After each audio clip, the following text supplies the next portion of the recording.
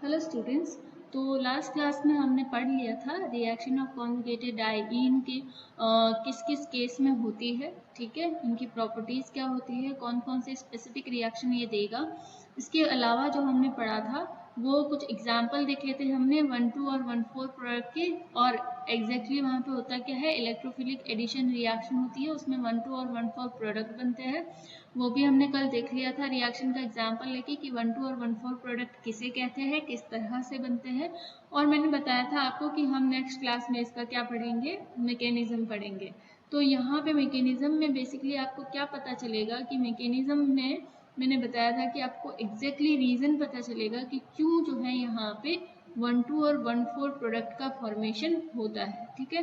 तो स्टार्ट करते हैं यहाँ पे मैकेनिज्म। सबसे पहले फर्स्ट स्टेप लेते हैं, वही आप क्या लेंगे यहाँ पे 1,3-ब्यूटाडाइईन लेंगे, 1,3-ब्यूटाडाइईन लेंगे आप, ओके। 1,3-ब्यूटाडाइईन लेंगे और यहाँ पे देखो दो पॉसिबिलिटी बनती है। 1,3-ब्यूटाडाइईन लेके आप यहाँ पे रिएक्शन करवा रहे हैं, किसके साथ रिएक्शन करवा रहे हैं, यहाँ पे आप HBr के साथ, ओके। तो HBr से जो क्या होता है, HBr से ये इधर शिफ्ट हो जाएंगे इलेक्ट्रॉन, तो ये जो प्रोटॉन होगा यहाँ से H+ निकलेगा, ये प्रोटॉन जो होगा H+ निकलेगा, वो जाके आपके C1 या फिर C4 कार्बन एटम पे अटैक करेगा, ओके। और उस अटैक के दौरान ये क्या करता है, ये जो है वो मार्कोनिकोव रूल को फॉलो करता है। ये मैंने कल आपको बता दिया था, मार्कोनिकोव रूल को फॉलो करता है, ठीक है। अब आप इसे C1 कह सकते हैं या फिर आप इसे भी C1 कह सकते हैं, ठीक है। इसे C4 कह सकते हैं या इसे भी C4 कह सकते हैं। क्यों कह सकते हैं, देखो अगर आप इसकी स्ट्रक्चर ध्यान से देखो तो ये एक सिमेट्रिकल स्ट्रक्चर है, बिल्कुल सिमेट्रिकल है। ये दो कार्बन के बाद दो डबल बॉन्ड है, फिर वापस जो है एक एक कार्बन है, ओके। एकदम ये क्या है, पूरी तरह से 1,3-ब्यूटाडाइईन सिमेट्रिकल है। आप इधर से नंबरिंग स्टार्ट करो या फिर इधर से स्टार्ट करो, दोनों ही केस में नंबरिंग जो है वो सेम ही रहेगी, ओके। तो यहाँ पे हम बता रहे हैं कि किस तरह से अटैक पॉसिबल है। तो आप इसे C1 कह दूं मैं अगर, और इसे कह दूं C1 और इसे कह दूं C4। तो यहाँ पे क्या होता है, जो प्रोटॉन होता है वो C1 या C4 कार्बन पे अटैक करता है, और अटैक करने का रीज़न ये है कि ये क्या करता है, मार्कोनिकोव रूल को फॉलो करता है। मैंने लास्ट क्लास में बता दिया है आपको मार्कोनिकोव रूल क्या होता है। तो मार्कोनिकोव रूल को फॉलो तो करता है, पर फिर भी यहाँ पे एक पॉसिबिलिटी तो हम कह सकते हैं कि बन सकती है कि क्या क्या पॉसिबिलिटी है। देखो यहाँ पे अगर मैं कहूँ प्रोटॉन इधर अटैक करे, या फिर मैं कहूँ कि प्रोटॉन अगर इधर अटैक करे, ठीक है, तो उस केस में दो तरह के कार्बोकैटायन का फॉर्मेशन होता है। पहले तरह के जो अगर C4 कार्बन पे अटैक होता है, तो उस केस में जो कार्बोकैटायन का फॉर्मेशन होगा वो बनेगा कार्बोकैटायन अलाइलिक टाइप का, CH2, ओके। और यहाँ पे प्रोटॉन का अटैक हो चुका है, और यहाँ पे भी क्या होता है, इलेक्ट्रॉन इस पे ट्रांसफर होते हैं, इस पे माइनस चार्ज आ जाएगा, कल हमने डिटेल में पढ़ा है, और इस पे आ जाता है प्लस चार्ज। तो आप यहाँ पे ध्यान देंगे कि ये जो हमारा पूरा ग्रुप है ये क्या है, ये हमारा एक एलाइलिक कार्बोकैटायन है। क्या है, एलाइलिक कार्बोकैटायन।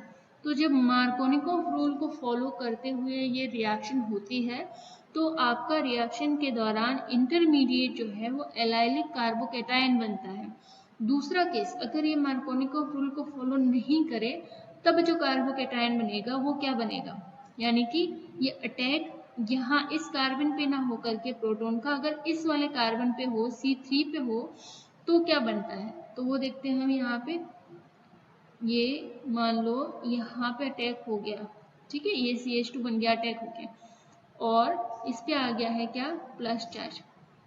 तो ये हमारा क्या बन गया है, ये हमारा बन गया है प्राइमरी, सॉरी, ये हमारा बन गया है प्राइमरी कार्बोकैटायन,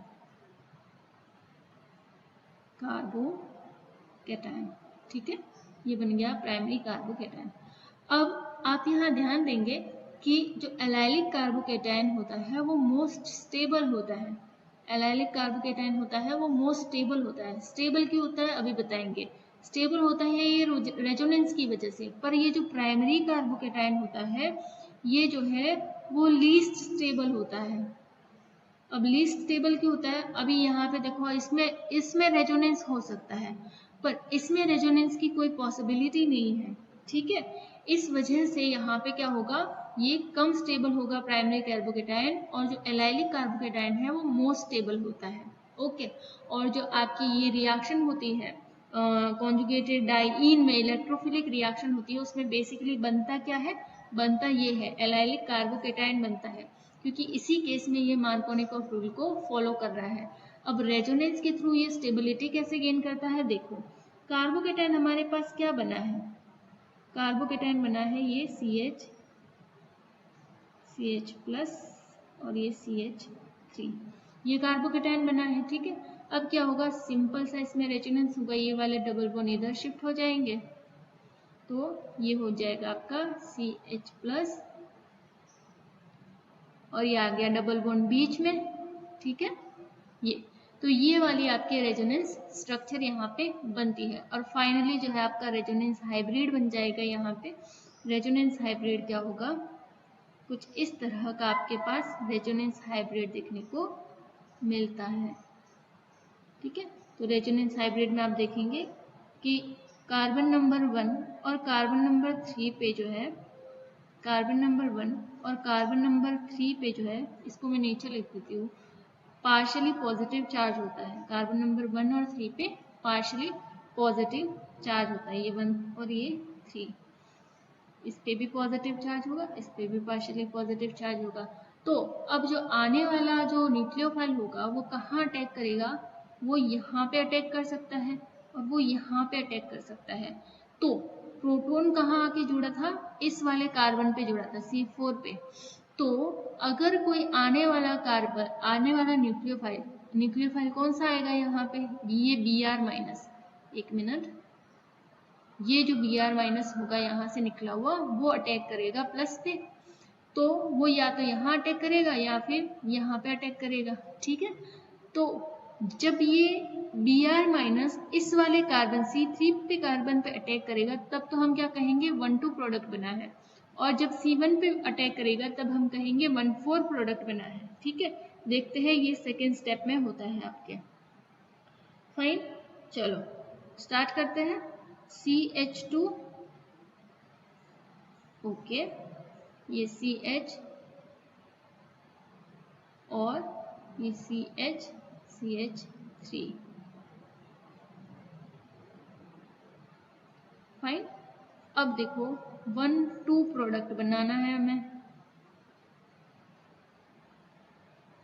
ये Br- अटैक किया इधर, और ये क्या अटैक करेगा या तो इधर। तो अगर इधर अटैक करता है C3 पे, तो प्रोडक्ट बनेगा आपका CH2 double bond CH Br CH3, okay, ये वाला प्रोडक्ट बनता है, क्लियर।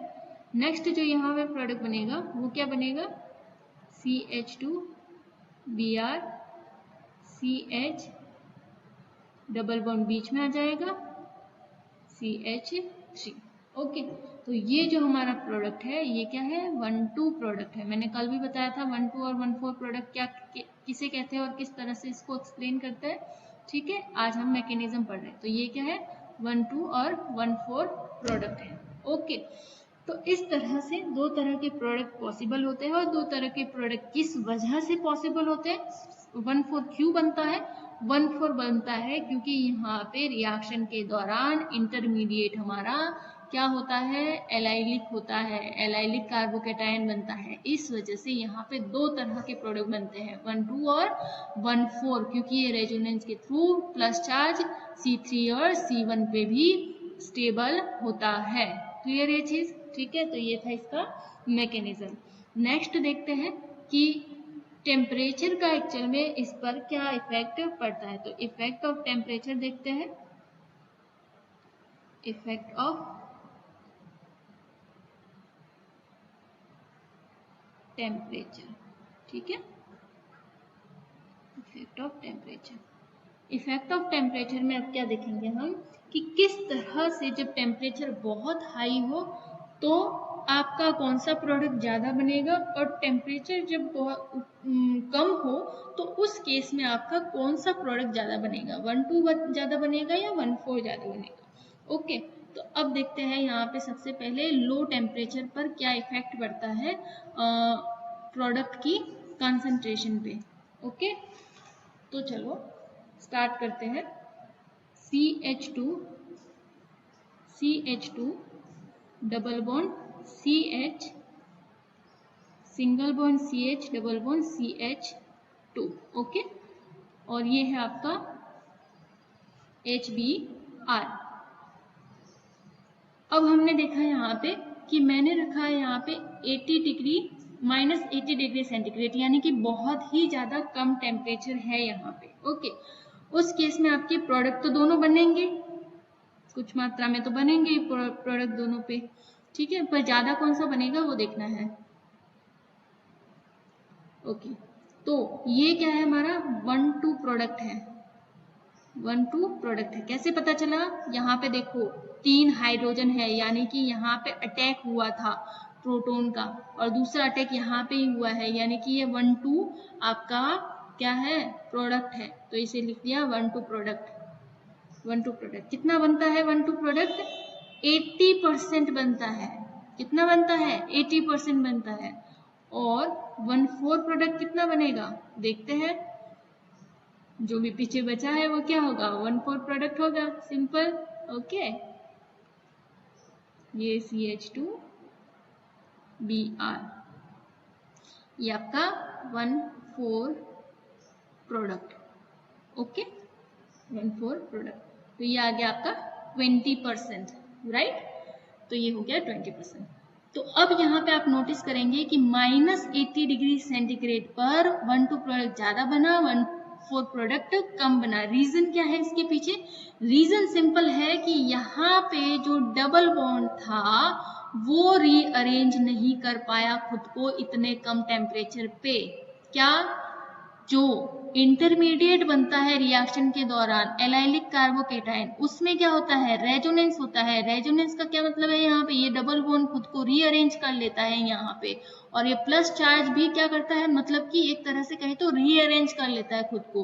पर -80 डिग्री सेंटीग्रेड पर ये जो इंटरमीडिएट था हमारा एलाइलिक कार्बोकेटाइन, ये वाला एलाइलिक कार्बोकेटायन, ये खुद को रीअरेंज नहीं कर पाया इतनी मात्रा में कि वो 1-2 और 1-4 प्रोडक्ट दोनों अच्छी मात्रा में बना सके। इस वजह से क्या हुआ कि सिर्फ और सिर्फ 1-2 प्रोडक्ट ही ज्यादा बना, 1-4 प्रोडक्ट बना है पर बहुत ही कम मात्रा में बना है, क्योंकि इतने कम टेम्परेचर पे ये प्लस चार्ज या ये डबल बॉन्ड खुद को रीअरेंज नहीं कर पाते हैं इस तरह से। समझ में आ गई बात, ठीक है, क्यों नहीं बनता है, क्यों कम बनता है कम टेम्परेचर पे, क्लियर हो गई ये बात। ओके, तो चलो सेकेंड रीजन यहाँ पे है कि अगर मैं टेम्परेचर बढ़ा दूं, ये तो मैंने बहुत कम रखा था, अगर मैं टेम्परेचर बढ़ा दूं तो फिर क्या होगा। अब यहाँ पे आपको अगर कॉमन सेंस की बात करें तो सिंपल सी बात है, टेम्परेचर बढ़ाने पर यहाँ पे आपका जो रीअरेंजमेंट है डबल बॉन्ड का या फिर जो प्लस चार्ज का, वो भी बढ़ जाएगा बहुत ज्यादा, ठीक है। और जब अगर बढ़ जाएगा रीअरेंजमेंट बहुत ज्यादा तो 1-4 प्रोडक्ट ऑटोमेटिकली ज्यादा बनेगा, सिंपल है, ठीक है, ये ऑटोमेटिकली यहाँ पे ज्यादा बनेगा। ये था आपका 1-2 प्रोडक्ट, ये था आपका 1-4 प्रोडक्ट, ये था आपका 1-4 प्रोडक्ट, ठीक है, लिख देती हूँ 1-2, ये है 1-4।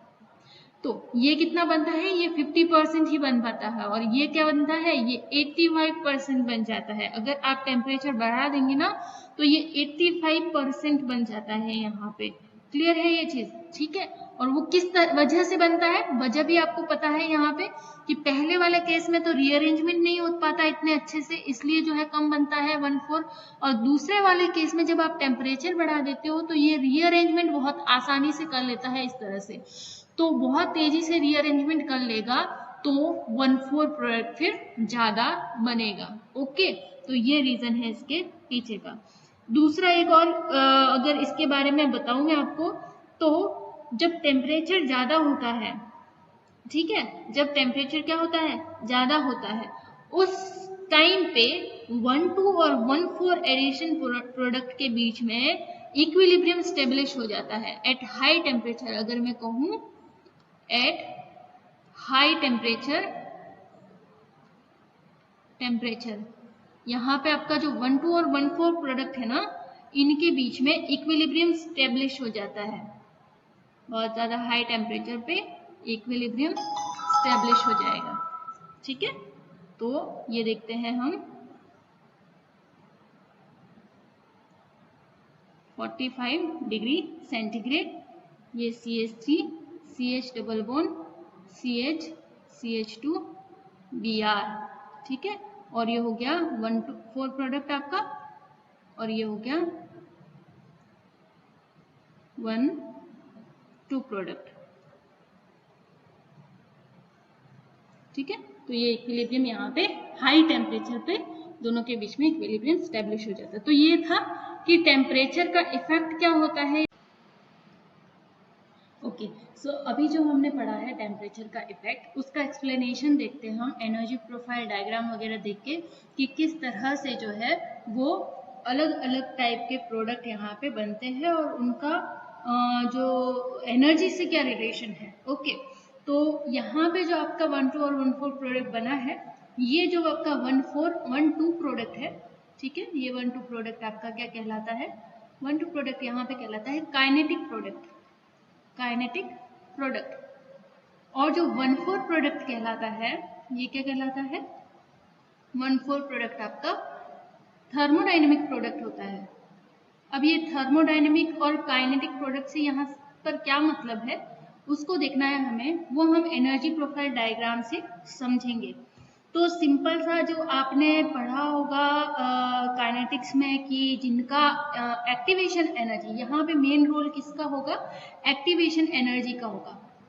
एक्टिवेशन एनर्जी काइनेटिक प्रोडक्ट और थर्मोडाइनमिक प्रोडक्ट को एक्सप्लेन करने के लिए जो मेन रोल होगा वो होगा एक्टिवेशन एनर्जी का।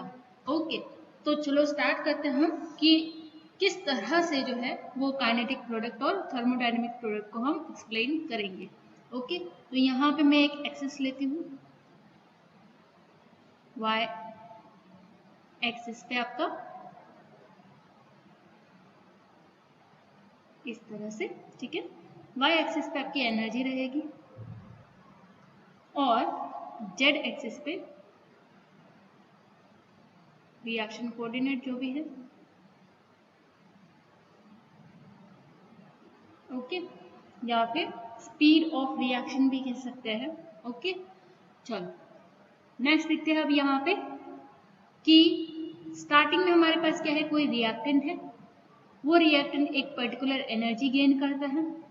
एनर्जी गेन करने के बाद जो भी उसका यहाँ पे क्या होती है, ट्रांजिशन स्टेट होती है, ठीक है। उसके बाद जो भी इंटरमीडिएट बनते हैं उसकी एनर्जी कम होगी, हमने पढ़ा है।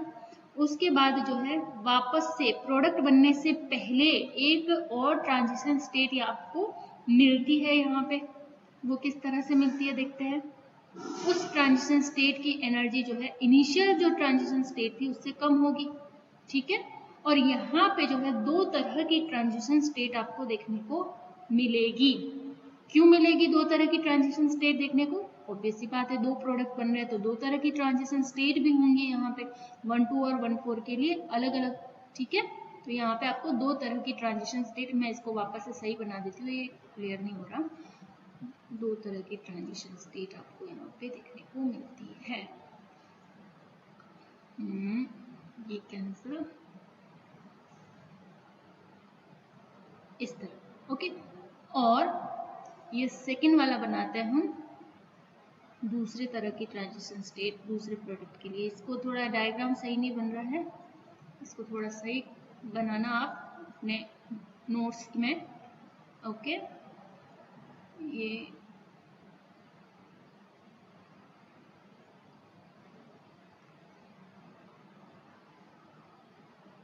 इस तरह से कुछ, मैं इसको वापस एक बार पूरा ही कैंसिल करती हूँ ताकि सही से बने ये हमारा।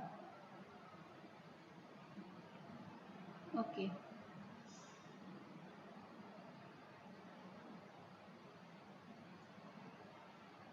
ये दूसरा वाला क्लियर। ओके, तो यहाँ पे हमने लिया है सबसे पहले रिएक्टेंट हमारा क्या था, 1,3-बीटाडाइईन CH2 double bond CH single bond CH double bond CH2। React किसके साथ किया इसने, रिएक्ट किया इसने HBr के साथ रिएक्ट किया, और ये दोनों के रिएक्शन में इंटरेक्शन से यहाँ कोई एक ट्रांजिशन स्टेट बनी आपकी। ठीक है, उस ट्रांजिशन स्टेट के बाद जो है हमारा एक इंटरमीडिएट बना था ये, उस ट्रांजिशन स्टेट के बाद हमारा एक इंटरमीडिएट बना था ये। ओके, और इस इंटरमीडिएट ने क्या किया था, रेजोनेंस किया था, रेजोनेंस किया था। ठीक है,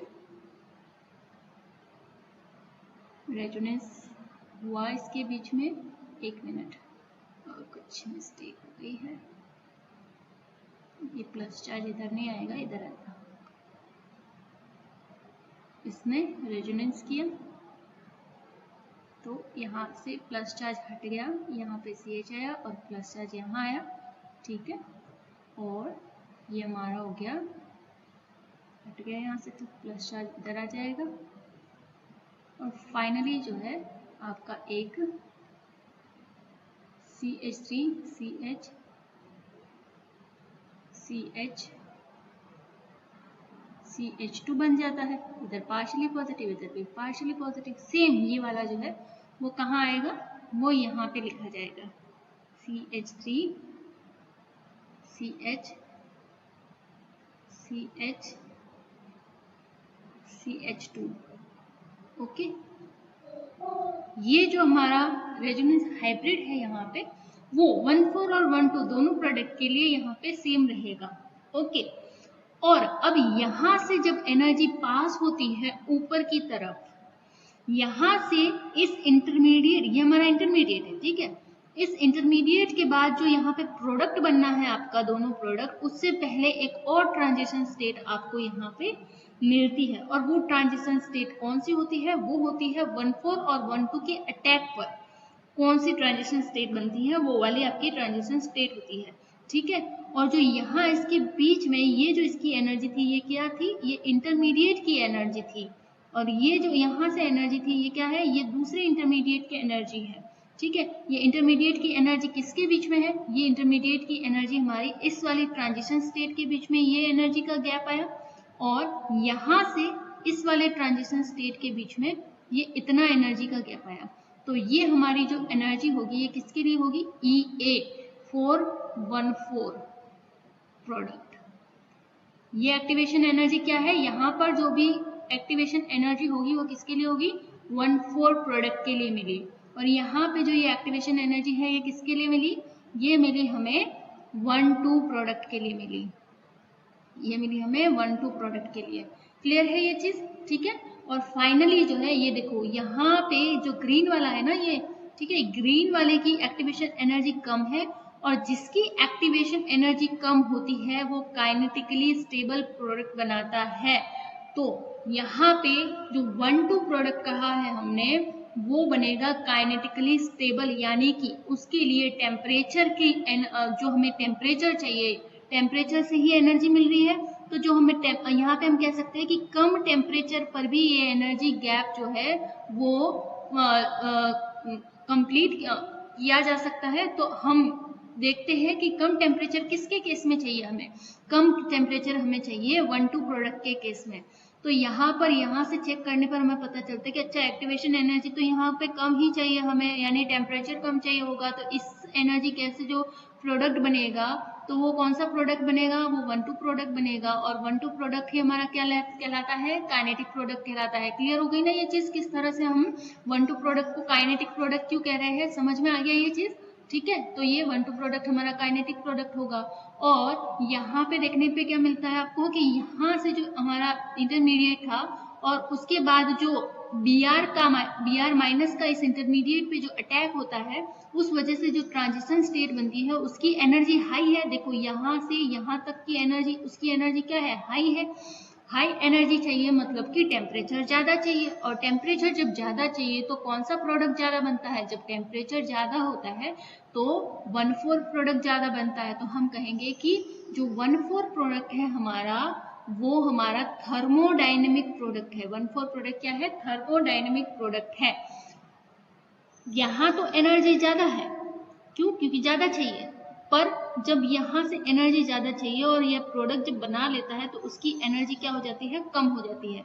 यहाँ तो एक्टिवेशन एनर्जी कम चाहिए, पर जब ये प्रोडक्ट बना देता है तो ये 1,4 प्रोडक्ट से इसकी एनर्जी हाई होती है, प्रोडक्ट की एनर्जी हाई होती है। ठीक है, तो हम यहाँ से कह सकते हैं अल्टीमेटली तो क्या देखते हैं हम, प्रोडक्ट की एनर्जी देखते हैं। तो प्रोडक्ट कौन सा है, 1,4 प्रोडक्ट की एनर्जी कम है, तो हम कहेंगे कि ये जो थर्मोडायनेमिक प्रोडक्ट है, थर्मोडायनेमिक प्रोडक्ट है, ये मोस्ट स्टेबल होता है। थर्मोडायनेमिक प्रोडक्ट मोस्ट स्टेबल होता है। ठीक है, मोस्ट स्टेबल होता है। और ये जो 1,2 प्रोडक्ट है लेस स्टेबल होता है। 1,4 से तो लेस होता है, देन लेस देन, या फिर इसको आप कह दो stability less than thermodynamic product, stability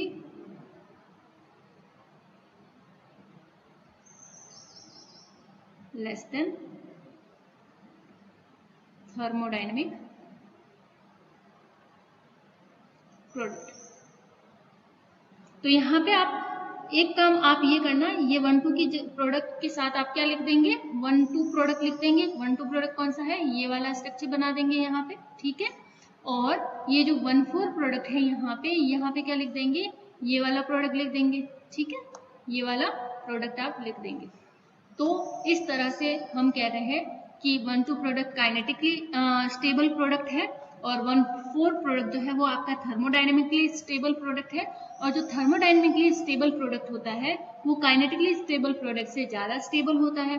ठीक है, पर यहाँ पे जो काइनेटिक स्टेबल प्रोडक्ट होता है वो ज्यादा मात्रा में मिलता है। काइनेटिक स्टेबल प्रोडक्ट जो है वो ज्यादा मात्रा में मिलता है, और फास्ट होती है ये रिएक्शन, फास्ट होता है। यहाँ से यहाँ प्रोडक्ट बहुत ही फास्ट बनेगा, तो ऑब्वियसली बात है जल्दी बनेगा। ठीक है, क्यों जल्दी बनेगा, क्योंकि इसको एनर्जी कम चाहिए, तो ये फटाफट से 1,2 प्रोडक्ट में कन्वर्ट हो जाएगा।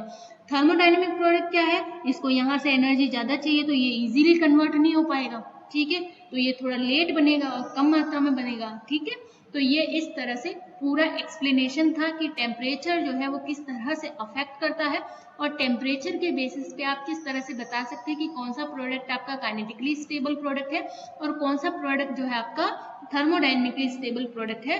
और इन दोनों में से आपस में स्टेबल सबसे ज्यादा कौन है, तो आपस में स्टेबल जो है वो थर्मोडायनेमिक स्टेबल ज्यादा होता है काइनेटिक से, क्योंकि उसकी एनर्जी जो है वो कम होती है, प्रोडक्ट की एनर्जी कम होती है। ठीक है, तो ये था एक्सप्लेनेशन कि टेम्परेचर किस तरह से अफेक्ट करता है, उसको एनर्जी प्रोफाइल डायग्राम से आप किस तरह से एक्सप्लेन कर सकते हैं। राइट, अब जो है यहाँ पे ये वाला तो कंप्लीट होता है, पर मैं डिटेल में आपको पूरा पढ़ा चुकी हूँ यहाँ पे कि किस तरह से रिएक्शन वगैरह होती है। तो आगे और जो है इसको allylic carbocation, 1 degree allylic, 2 degree allylic बताने की जरूरत नहीं है, क्योंकि हम सब कुछ हम देख चुके हैं। ये भी याद रखना, वो भी मैंने आपको एक्सप्लेन कर दिया है कि 3 डिग्री क्या होता है, स्टेबल होता है, फिर 2 डिग्री होता है। तो एलाइलिक में भी जो है वो 2 डिग्री एलाइलिक कार्बोकेटायन ज्यादा स्टेबल होता है 3 डिग्री से। क्लियर ये चीज, ठीक है।